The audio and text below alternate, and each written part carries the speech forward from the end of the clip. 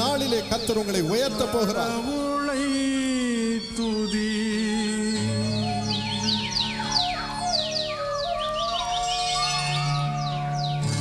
நிகழ்ச்சியை பார்த்து கொண்டிருக்கும் உங்கள் ஒவ்வொருவர் வாழ்வில் ஆண்டவர் தமது சமாதானத்தை ஊற்ற போகிறார்.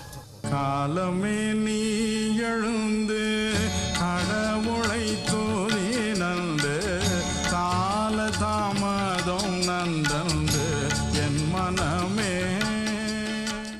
எனக்கு அருமையானவர்களே, வருஷத்தின் கடைசியிலே வந்திருக்கிற நாம் இன்றைக்கு கர்த்தரை மனதார ஸ்தோத்திரம் பண்ண போகிறோம்.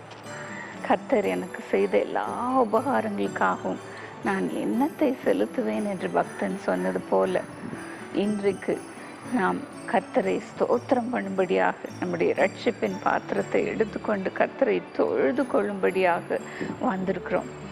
கர்த்தருடைய சமூகத்திலே பேரின்பம் பேரானந்தம் உண்டு என்று, நித்திய பேரின்பம் உண்டு என்று நாம் பார்க்கிறோம். அப்படியே இன்றைக்கு கர்த்தரை ஸ்தோத்திரம் பண்ணும் பொழுது உங்களை தம்முடைய சந்தோஷத்தினால் ஆனந்தத்தினால் நிரப்ப போகிறார். 2014 ஆண்டு ஆவிக்குரிய மகிமையின் ஆண்டு என்று டாக்டர் பால் தினகரன் அவர்கள் மூலம் இறைவன் இயேசு வெளிப்படுத்தியதற்கு சான்றாக 2014 ஆண்டில் சகோதரி இவாஞ்சலின் பால் தினகரன் அவர்களை பரிசுத்த ஆவியானவர் வல்லமையாய் பல்லாயிரக்கணக்கான மக்களுக்கு ஆசீர்வாதமாய் பயன்படுத்தினார்.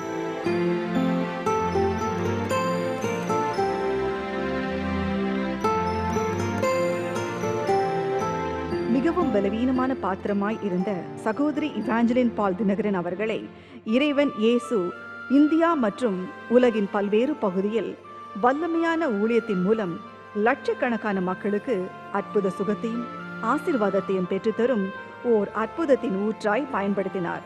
இதோ அவற்றில் சில.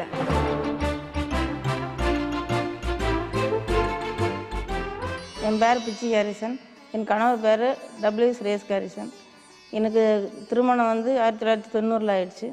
2 பிள்ளைங்க. அப்புறம் எனக்கு ரொம்ப வயிற்று வலி வந்துச்சுது. அப்போ ரொம்பனா அது உயிர் போகிற மாதிரி, சொல்ல முடியாத அளவில் வலிக்கும் போது வேர்வை ஒரு பக்கம் கொட்டும், ஒரு பக்கம் வாமிட்டிங் வரும், ஒரு பக்கம் உயிர் போகிற மாதிரி இருக்கும். எப்போ போகுதான்னு சொல்ல முடியாது. அடுத்தவங்களை கூப்பிட முடியாத அளவுக்கு அடி துடிக்கிறேன்னா துடிச்சு அப்படி செமையான துடிக்கும். எனக்கு எப்படி தான் சொல்லணும்னு தெரில. எனக்கு ஒரு நிமிஷம் விடாத அப்படியே முள் குத்துற மாதிரி வலிச்சே இருந்தது. அப்புறம் தான் ஹாஸ்பிட்டலுக்கு கூட்டிகிட்டு போய் டாக்டர் ஸ்கேன் எடுக்க சொன்னாங்க. ஸ்கேன் எடுக்க போயின்னா ஸ்கேனில் தெரிஞ்சது ரிப்போர்ட்டு 5.5 mm கல் இருக்குது சொன்னாங்க. இது அசால்ட்டாக வச்சிட்டு இருக்காதுங்க, அப்பாயின்மெண்ட்டுக்கு நான் இப்போமே ஒரு கார்டு தரேன், வாங்கி உங்களுக்கு எப்போ வலி வந்தாலும் உடனே வந்துடலாம், ஆப்ரேஷன் பண்ணிடலாம், ஒரு 40,000 கையில் வச்சுக்கோங்க, அதுக்கு மேலே உள்ளதெல்லாம் சேர்த்து ஒரு 10 கூட வச்சுக்கோங்க, 50 இருந்துன்னா உங்களுக்கு கரெக்டாகும் அப்படின்னு அந்த ஸ்டோன் டாக்டரே சொல்லிட்டாங்க. சொல்லிவிட்டு அந்த மருந்தும் அந்த மாத்திரையும் கொடுத்தாங்க. இந்த மாத்திரை மருந்து நமக்கு வேணாம், கர்த்தர் எனக்கு சுகம் கொடுப்பார் அப்படின்னு சொல்லிட்டு நான் அதை வாங்கிட்டு நான் வீட்டுக்கு வந்துட்டேன். அதுக்கப்புறம் ஜீசஸ் கால்ஸ் அடையாரில் இவாஞ்சலின் சிஸ்டர் வருவாங்கன்னு சொல்லிட்டு எனக்கு தான் கேள்விப்பட்டு, அப்போ நான் அந்த கூட்டத்தில் 1/10/2013 செவ்வாய்க்கிழமை அன்னைக்கு இந்த கூட்டம் நடக்குதுன்னு சொன்னாங்க. அப்போ நான் கஷ்டப்பட்டு ஓடி வந்தேன். அந்த கூட்டத்தில் கலந்துக்கிட்டேன். ஜெப வேளையில் ஒவ்வொரு வியாதிக்காகவும் அவங்க ஜெபிச்சாங்க உருக்கமாக. அப்போ ஆண்டவரே எனக்குள்ள வியாதியை சொல்ல மாட்டாங்களான்னு எனக்கு மனசுக்குள்ள ஒரு உந்துதலாக இருந்துச்சு.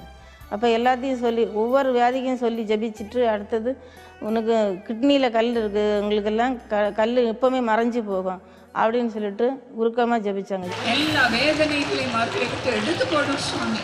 தாங்க முடியாத வலிகள் ஒவ்வொன்று வெளியே வருவதாக. கிட்னியில் இருக்கிற கற்கள் எல்லாம் வெளியே வரட்டும் இயேசுவின் நாமத்தினாலே. ஆண்டவரே அவர்களை சுகப்படுத்துவோப்பா, அவர்களை சுகமாக்கோ சுவாமி, சுகமாக்கோப்பா. ஜெபம் முடிஞ்சு வீட்டுக்கு திரும்பி போனேன். வீட்டுக்கு வந்த பிறகு அந்த வலி தெரில, எப்படி மறைஞ்சதுன்னு தெரில. அதுக்கப்புறம் அந்த வலியே கிடையாது. அப்போ திரும்ப நான் ஹாஸ்பிட்டலுக்கு போய் அங்கே செக் பண்ணும்போது சொன்னாங்க ஒரு வியாதியும் கிடையாது, கல்லுக்குள்ளே எந்த அறிகுறியும் கிடையாதுன்னு சொன்னாங்க. எனக்காக சுகம் கொடுத்த ஆண்டவருக்கு நன்றி செலுத்துகிறேன். அது மட்டும் இல்லை, எனக்காக போராடி ஆண்டவர்கிட்ட போராடி ஜெபிச்ச இவாஞ்சலின் சகோதரி அவர்களுக்கு என் குடும்பத்தின் சார்பாக நன்றி செலுத்துகிறேன்.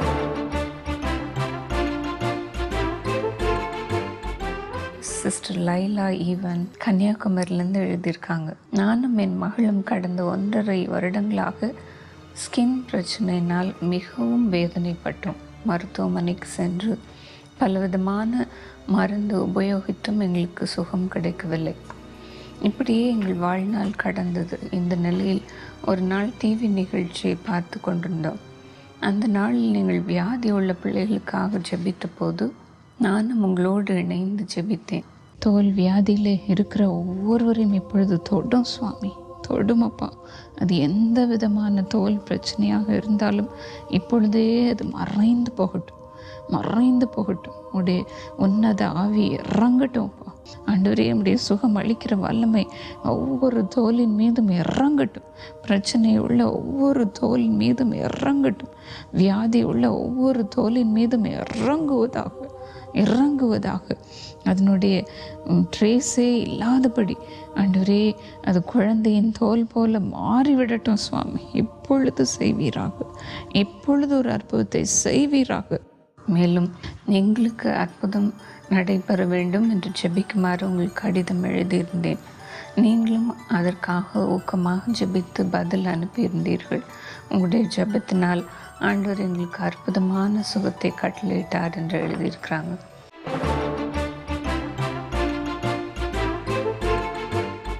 என்னுடைய பெயர் லீமா. நான் மயிலோட்டிலேருந்து வரேன். பல வருடங்களாக தலைவலியினால் ரொம்ப கஷ்டப்பட்டு இருந்தேன். 20 வருடங்களுக்கு மேலாக கஷ்டப்பட்டேன். சிறு பிள்ளையாக இருக்கும்போதே எனக்கு தலைவலினால் ரொம்ப கஷ்டப்பட்டு மயங்கி விழுந்து வாந்தி இதெல்லாம் வரும். அப்போது எப்பவுமே இப்படி இருந்தனால மருத்துவமனைக்கு சென்றாலும் மருந்து வாங்கினா அந்த நேரத்தில் தீரும். ட்ரிப் எல்லாம் போட்டாலும் அன்னைக்கு சாயங்காலம் வரை இருந்துட்டு வருவேன். திரும்பவும் அந்த வலி வந்துடும். அப்புறமா ஆப்ரேஷன் பண்ணணும்னு எல்லாம் சொன்னாங்க. அதுக்கப்புறமா நான் தினமும் காலையில் தொலைக்காட்சியில் இயேசுழைக்கிறார் நிகழ்ச்சி பார்ப்பேன், ஜெபம் பார்ப்பேன். அப்போது பார்த்துட்டு இருக்கம்போ ஒரு நாள் இவாஞ்சலின் சிஸ்டர் ப்ரேயர் பண்ணாங்க. தலைவலினால் ரொம்ப கஷ்டப்படுறவங்க கடவுள் இப்பொழுது மாற்றுகிறாரு, அந்த இடத்துல கையை வச்சு நல்ல ஜெபம் பண்ணுங்க, இப்பொழுதே உங்களுக்கு மறையுது, எவ்வளவு வலியாக இருந்தாலும் இப்பொழுதே தேவன் உங்களுக்கு சுகம் அளிக்கிறார், நம்பிக்கையோடு நீங்கள் பெற்றுக்கொண்டீர்கள்னு சொன்ன உடனே நான் அந்த இடத்துல கையை வச்சு ஜெபம் பண்ணினேன். இந்த நேரத்தில் உம்மை நோக்கி பார்க்கிற ஒவ்வொருவர் மீது உம்முடைய கரத்தை வைப்பீராக. அவர்கள் எங்கிருந்து பார்த்தாலும் சரி, இந்த நிகழ்ச்சியை பார்க்கிற ஒவ்வொருவரையும் நீர் கட்டாயம் ஆசீர்வதிக்க வேண்டும் என்று நான் கெஞ்சுகிறேன் அப்பா. ஆண்டவரே, தலைவலியோடு இந்த நிகழ்ச்சியை பார்த்து கொண்டிருந்தாலும் இப்பொழுது அந்த வலிகள் மறையட்டும் சுவாமி, மறையட்டும் அப்பா, மறையட்டும். ஜெபம் முடிஞ்ச உடனே படிப்படியாக அந்த வலி குறைஞ்சிட்டு. வலிக்கும் போது எப்படிலாம் கஷ்டப்படுவேன், ரொம்ப கஷ்டப்படுவேன். இந்த வலின்னா காலையில் நேரம் விடியுதேன்னு சொல்லி வருத்தம் தான் படுவேன். மயக்கம், வாந்தி, டாக்டருக்கு மேசையில் போய் அப்படியே கமந்துடுவேன், அழுது ஒன்று சத்தம் போட்டு. என்னால் கொஞ்சமும் முடியாது. எத்தனையோ வருஷங்கள் சின்ன பிள்ளையா இருக்கும்போதே இருந்தது. இப்போ டிவி நிகழ்ச்சியில் பார்த்து எனக்கு குறைஞ்சிட்டு. இப்போ வலி இல்லையா? இப்போ வலி எனக்கு இல்லை. கர்த்தருக்கு ஸ்தோத்திரம், கர்த்தருக்கு ஸ்தோத்திரம். எல்லாம் கரங்களை தட்டி ஆண்டவருக்கு நன்றி செலுத்துவோமா?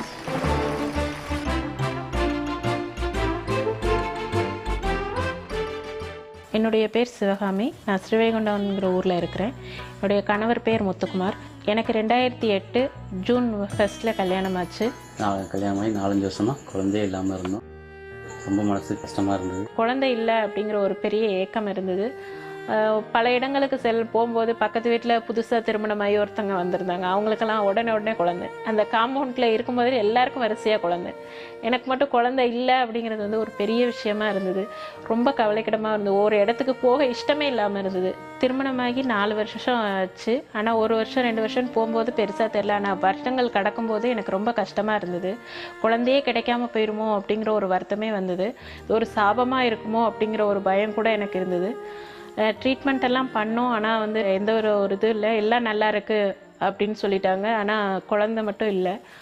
அதுக்கப்புறம் நான் ஜீசஸ் கால்ஸில் டிவியில் டெய்லி பார்க்கும்போது யங் பார்ட்னர் பிளானை பற்றிலாம் கேள்விப்பட்டு திருநெல்வேலியில் இருக்கிற ஜீசஸ் கால்ஸில் போய் என் குழந்தை எனக்கு பிறக்கிறதுக்கு முன்னாடியே யங் பார்ட்னரில் சேர்த்துட்டேன். அதுக்கப்புறம் அந்த ஜீசஸ் கால்ஸில் டயல் ப்ரேயர் சர்வீஸ் அப்படின்னு ஒரு சர்வீஸ் இருந்தது. அந்த சர்வீஸில் குழந்தை பாக்கியங்கிற ஆப்ஷன் இருக்குது. அதில் நான் கேட்கும்போது எவாஞ்சலிஸ்டர் ப்ரே பண்ணாங்க. அவங்க ப்ரேயரில் வந்து இந்த வருடத்தின் இறுதியில் கர்த்தர் அழகான குழந்தையை தருவார் அப்படிங்கிற ஒரு வாக்கு வந்தது. எங்கள் அன்புள்ள பரம தகப்பனே, இப்பொழுதும் காலியாக இருக்கிற அந்த கற்பத்திலே அழகான குழந்தை, உம்மை நேசிக்கிற குழந்தை உம்முடைய கரங்களிலிருந்து நாங்கள் எடுத்து கொடுக்கிறோம். இயேசுவின் மூலம் ஜெபிக்கிறோம் நல்ல பிதாவே, ஆமீன். ஆண்டவர் இந்த வருஷத்திலே முடிவதற்குள்ளே ஒரு குழந்தை உங்களுக்கு கொடுப்பாராக. அந்த ஒரு ப்ரேயரை நான் விசுவாசித்தேன். அந்த ப்ரேயரை நான் பிடிச்சிக்கிட்டேன். எனக்கு தான் அந்த ப்ரேயர் வந்தது அப்படிங்கிற ஒரு விசுவாசத்தோடு நான் இருந்தேன். அவங்க ப்ரேயர் பண்ண கொஞ்ச நாளையே நான் கன்சீவ் ஆனேன். 2012 மார்ச்சில் நான் கன்சீவ் ஆனேன். 2012 எண்டில் டிசம்பர் 13 எனக்கு ஒரு அழகான ஆண் குழந்தை பிறந்தது. ஆண்டவர் அழகான ஒரு ஆண் குழந்தை கொடுத்தாரு. எனக்கு ரொம்ப சந்தோஷமாக இருந்தது. அதுக்கப்புறம் எனக்கு விசுவாசம் வந்தது ஆண்டவர் மேலே. இவன் தான் இவாஞ்சலிஸ்டர் ப்ரேயர் பண்ணி ஆண்டவர் கொடுத்த குழந்தை. பெயர் சந்தோஷ்.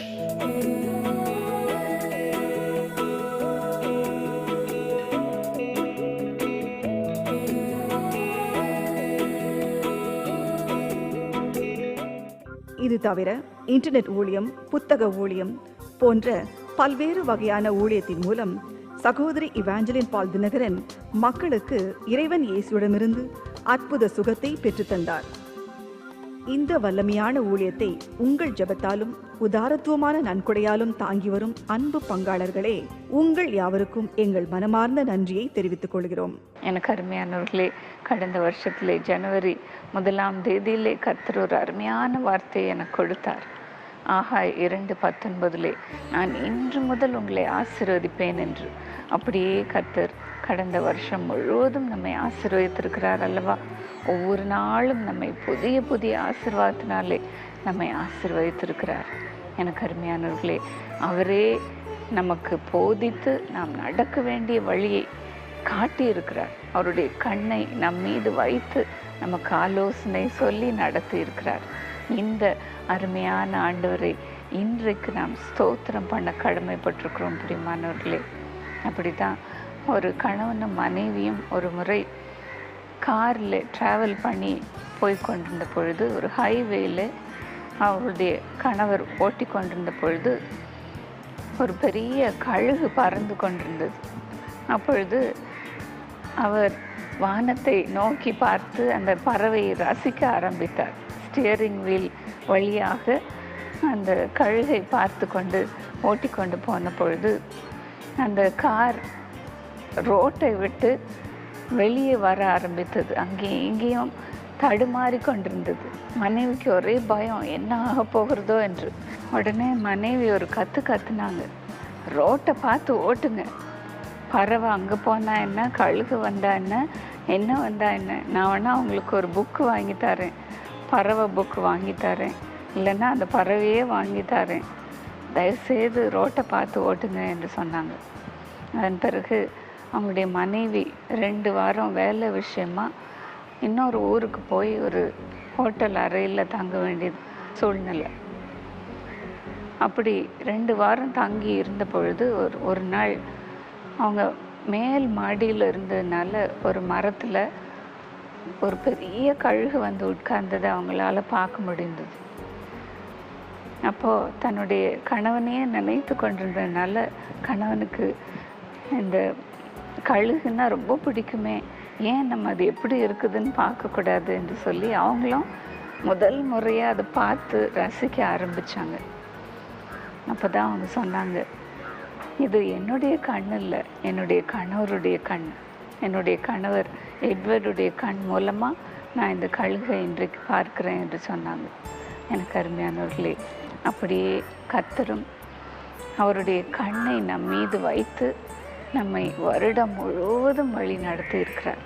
நாமும் அவர் மூலமாக இந்த உலகத்தை காணும்படியாக அவருடைய பிரசன்னத்தை அனுபவித்து நாம் மற்றவர்களுக்கு ஆசீர்வாதமாக இருக்கும்படியாக இந்த வருஷத்தை நமக்கு ஆசீர்வாதமாக மாற்றி கொடுத்திருக்கிறார்.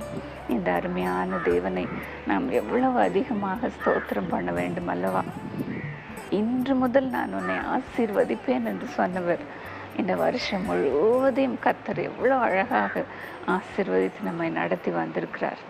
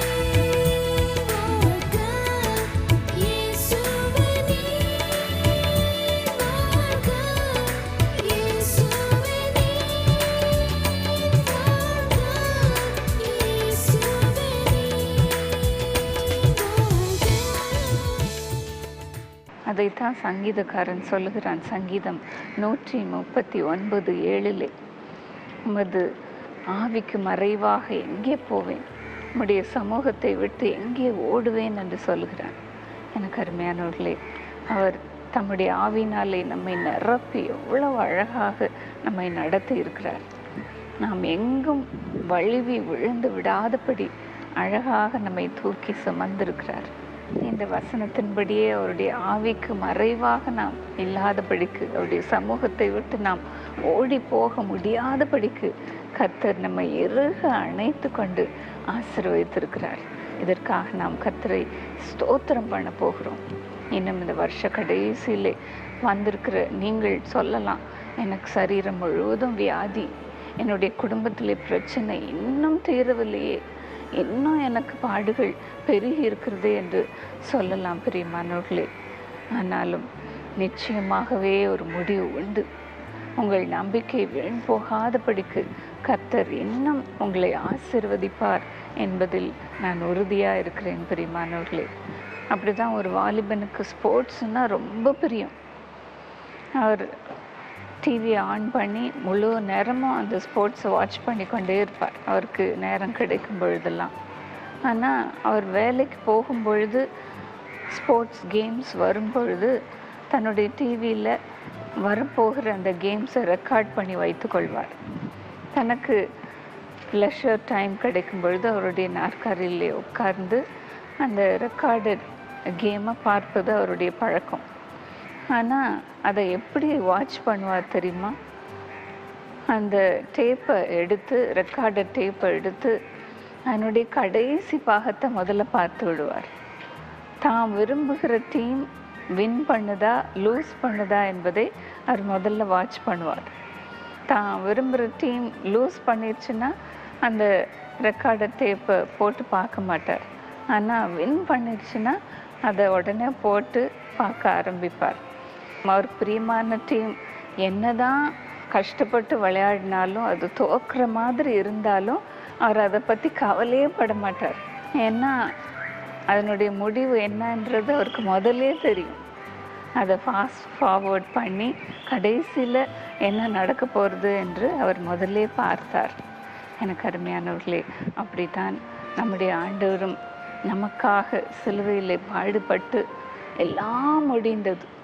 என் பிள்ளைகளுக்கு இனிமேல் கஷ்டம்லாம் முடிந்தது, பலவீனம் வியாதி எல்லாம் சிலுவையிலே நான் முடித்து விட்டேன், பிள்ளைகளுக்கு இனிமேல் ஆசீர்வாதம்தான், சுகம்தான் என்று சொல்லி தன் ஜீவனை விட்டார் பிரியமானவர்களே. ஆகையினாலே நிச்சயமாக உங்கள் பிரச்சனைகளுக்கு இன்றைக்கு முடிவு உண்டு. வேதனைகளுக்கு, கண்ணீருக்கு இன்றைக்கு முடிவு உண்டு பிரியமானவர்களே. ஏனென்றால் வருஷ துவக்கத்திலேயே கர்த்தர் சொல்லியிருக்கிறாரு, நான் இன்று முதல் உன்னை ஆசீர்வதிப்பேன் என்று சொல்லியிருக்கிறாரு. இந்த வருஷத்திலே உங்களுக்கு ஆசீர்வாதத்தை கட்டாயம் தருவார், நிச்சயமாக தருவார், நிச்சயமாகவே முடிவு உண்டு. இந்த நம்பிக்கையோடு நாம் இப்பொழுதும் ஜெபிக்க போகிறோம். கர்த்தர் நம்மை விடுதலையாக்குவார். நீங்கள் நின்று கொண்டு கர்த்தர் செய்யும் ரட்சிப்பை இன்றைக்கு காண்பீர்கள். இன்றைக்கு காண்கிற எகிப்தியனை நீங்கள் இனிமேல் காணப்போவதில்லை. இப்பொழுதும் ஜெபிப்போமா? எங்கள் அன்பு தகப்பனே, ஆண்டவரே, இந்த வருஷம் முழுவதிலும் அது பிள்ளைகளை இவ்வளோ அழகாக ஆசீர்வதித்து வந்திருக்கிறீர் சுவாமி. அதற்காக முதலாவது நாங்கள் நன்றி செலுத்துக்கிறோம்ப்பா. ஆண்டவரே, உம்முடைய கிருபை எங்களை சுமந்து வந்திருக்கிறது, தாங்கி வந்திருக்கிறது சுவாமி. எங்கள் கால் சறுக்கி விழாதபடி நீர் எங்களை தாங்கி வந்திருக்கிறீரப்பா. உம்முடைய ஆறுதல்கள் எங்களை தேற்றி இருக்கிறது சுவாமி. ஆண்டவரே, இக்கட்டான சூழ்நிலைகளிலே ஆண்டவரே எங்களை எவ்வளவு தப்புவித்து காத்து வழி நடத்தி வந்திருக்கிறீரப்பா. பிசாசு எங்களை உயிரோடு விழுங்கி விடாதபடி நீர் எங்களோடு எங்கள் பக்கமாக இருந்திருக்கிறீர் சுவாமி. அதற்காக நமக்கு நன்றி செலுத்துகிறோம்ப்பா. ஆண்டவரே, என்னதான் இக்கட்டுகள் வந்தாலும் பலவீனங்கள் வந்தாலும் நீர் எங்களை சுமந்து வந்திருக்கிறீர், காத்து வந்திருக்கிறீரப்பா. எங்களை ஆசீர்வதித்து வந்திருக்கிறீர். அதற்காக ஸ்தோத்திரம் பண்ணுகிறோம்ப்பா. இந்த நேரத்திலையும் வியாதியோடு பிரச்சனைகளோடு இந்த நிகழ்ச்சியை பார்த்து கொண்டிருக்கிறவர்கள் மீது உங்களுடைய ஆசீர்வாதத்தின் கரம் இறங்கட்டோப்பா, இறங்கட்டும் சுவாமி. ஒரு விடுதலை கொடுக்கட்டோப்பா, ஒரு ரட்சிப்பை கொடுக்கட்டும் சுவாமி. இன்றைக்கு ஆசீர்வதியோப்பா, ஒரு பிள்ளைகளை ஆசீர்வதி சுகமாக்கும்ப்பா. வருஷத்தின் கடைசி நாட்களுக்குள் வந்திருக்கிற அந்த பிள்ளைகளை இப்பொழுது தடவி கொடுத்து சுகமாக்கும்ப்பா. அவர்களை விடுதலையாக்கும் சுவாமி. தலையிலிருந்து கால் வரைக்கும் இருக்கிற அத்தனை வியாதிகளும் ஒழிந்து போகட்டும், சுகமாகட்டும்ப்பா.